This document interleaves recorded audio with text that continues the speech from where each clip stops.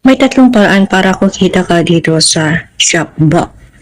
Kapag mahilig ka mag-online shopping sa Shopee, Lazada, TikTok, Shopify, o kung ano-ano man sa pagbabayad online, ay gamitin mo lang itong Shopbox at meron kang cashback. Makikita mo dito meron siyang up to 25%. Yan yung makukuha mo dun sa halimbawa dito sa Shopee, ginamit mo yung Shopee, up to 15% yung iyong cashback.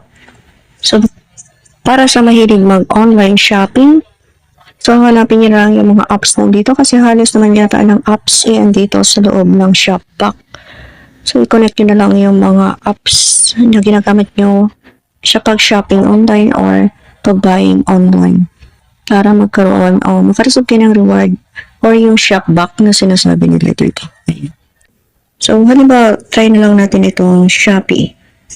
Wala tayo ng ating Shopee apps, bukod doon. Then, hanapin natin dito kung ano yung ating bibilin.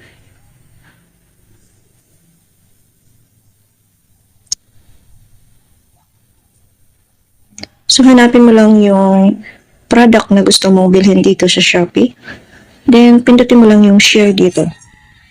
Ayan, yung share, yan yung pipindutin mo. Then, pindutin mo lang yung copy link. Then, punta na tayo ng Shopback. Then, pipindutin mo lang. Ayan. So, meron na siya agad dito. So, automatic siya na nag-a-appear dito sa Shopback. Kapag pinindot mo yung link, yung share link doon sa isang shop na gusto mong bilhan ng iyong product. So, pindutin na lang natin itong paste link. Ayan. So, ang marireceive natin is 2.36 pesos. Yan yung cashback natin. 2.25%. Okay? So, kailangan ko kasi ito, kaya bibilhin ko. So, shop now tayo.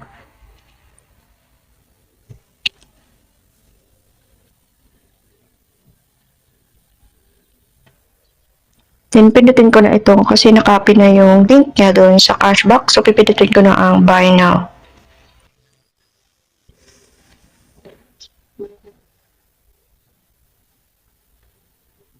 So, ito yung amount na babayaran ko.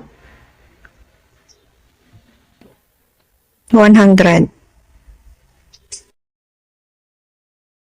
Nakapag-order na tayo. So, back to Shopback tayo. So, yung pangalawa naman, paraan kung paano kikita rito, itong paglalaro ng games nila rito.